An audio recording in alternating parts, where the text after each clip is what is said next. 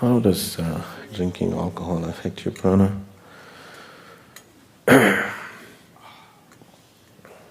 See, if you're drinking alcohol, you know, if you drink it, initially it makes you feel good. The goodness of alcohol is coming because it loosens you up a little bit. You are so uptight that you can't even sing in the bathroom. Suddenly you have a few drinks, you can sing on the street and dance. Isn't it? It loosens you up a little bit.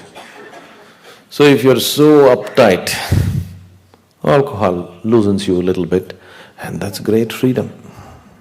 That's a lot of freedom in a person, that he feels little more flexible within himself. He feels like he's free. That is the attraction of alcohol. But this freedom lasts for some time, and then you know you have the hangover. So what the alcohol is doing to you is, it is dulling certain aspects of you which are constantly troublemakers for you, creating tension, agitation, nonsense, suspicion, this, that. When you get drunk, do you see people become overly loving and friendly and yes, generous? Do you see this?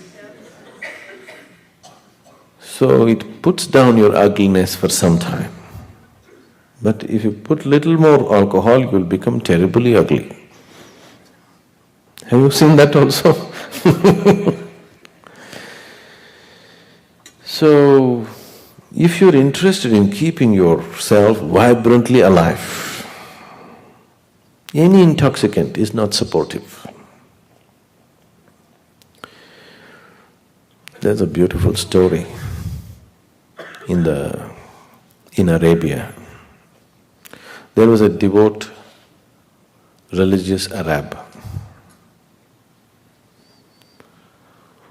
One day, the devil appeared in front of him and told him, say, it's time to die. He's still in the prime of his life. It's time to die for you. But if you want to earn back your life, I'll give you the option. Any one of these three acts if you commit, I'll give you a new lease of life. One is, you must kill your devout servant. He has a very devout, faithful servant. You must kill him. Or you must beat up your wife. Or you must drink wine. The devout Arab is not supposed to do any of these three things. Then he said, how can I kill my devout servant? He is so faithful to me. I cannot kill him. Such a thing is not possible. And how ridiculous! How can I abuse my wife? I cannot beat her. Okay, let me drink the wine. So he drank the wine. Once he drank the wine, he got inebriated, and anyway he beat up his wife. And the servant came to protect the wife and he killed him.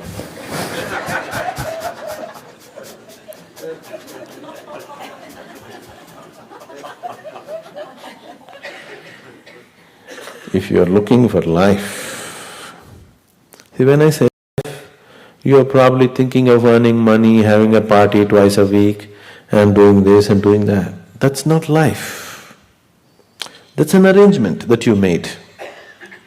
All these arrangements in your life you made because you thought if you have all these arrangements, you can live joyfully, isn't it? Isn't it so? Yes? Why all these arrangements? Why all this husband, wife, children, friends, family, club, golf, this, that, everything? Because you believe that if I have all this, I can live well. Living well means I can experience my life well. Now, to experience your life well, you try to make all these arrangements. Most of the time you're getting so entangled in these arrangements, except for these arrangements, nothing else is happening. Isn't it? Yes? Now you think your wife or your husband is the source of all misery in the world. Now you think your children are the basis of your problems. Isn't it so? Or your job is taking your life. Please see, what is taking your life is not your enemies. If your enemies or some devil is coming and taking your life, that's okay. What is taking your life is things that you always wanted. Your career, your business, your wife, your children, your husband.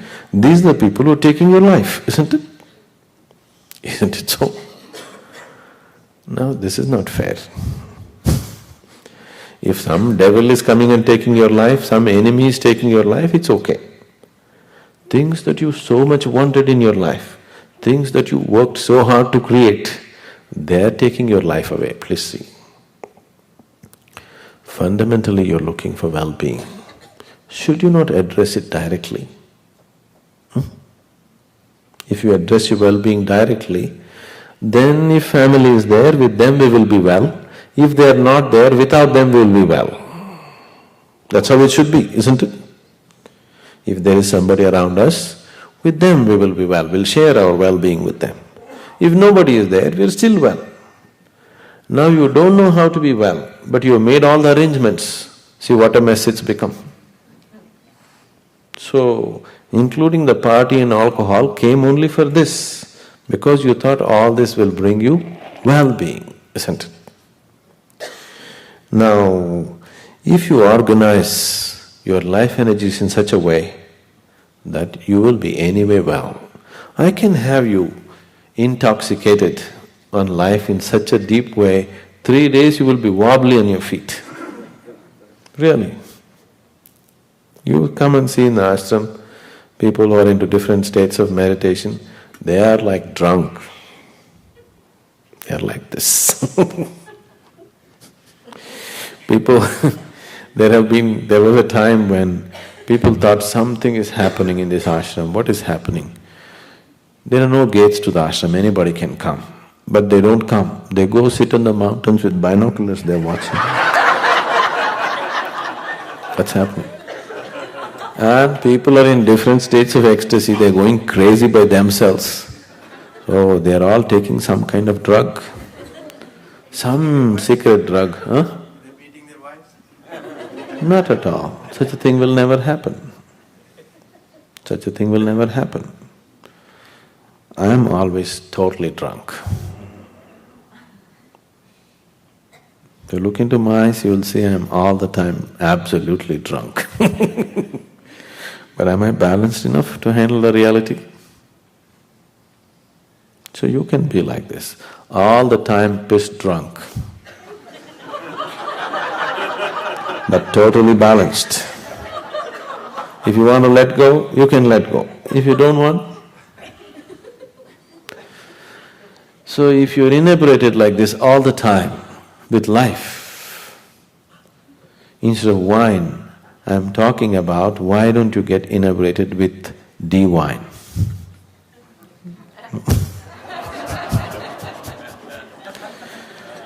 Once you touch it, you know, in yoga we are talking about 5 layers of the body. The 5th layer, the final layer of the body is bliss body.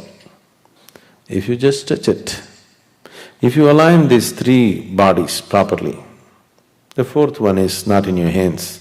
If these 3, physical body, mental body and energy body, if you align them properly, then the bliss body will find expression. Right now these 3 are disaligned, so it does not find expression. If you align them properly, once the bliss body finds expression, you will see you are just blissful by your own nature. If you know, those of you who come to the Bhava Spandana, you will see people get so madly drunk. Without any drink, without any chemical, without any input, just you touch them in a certain way, they will become so inebriated. Blissful means dripping with it. Many of them can't stand on their legs, they will be like that. 3 days they'll be absolutely drunk. So, whatever the pleasure that is coming when you get drunk on alcohol is not coming because of the alcohol. Because it loosened up certain things, it is coming from within you. All experience is coming from within you, isn't it? Now I am talking about bringing that forth consciously without using any chemical, no hangovers, doesn't cost anything. Wherever you are, you can always be drunk. Interested, the drunkards?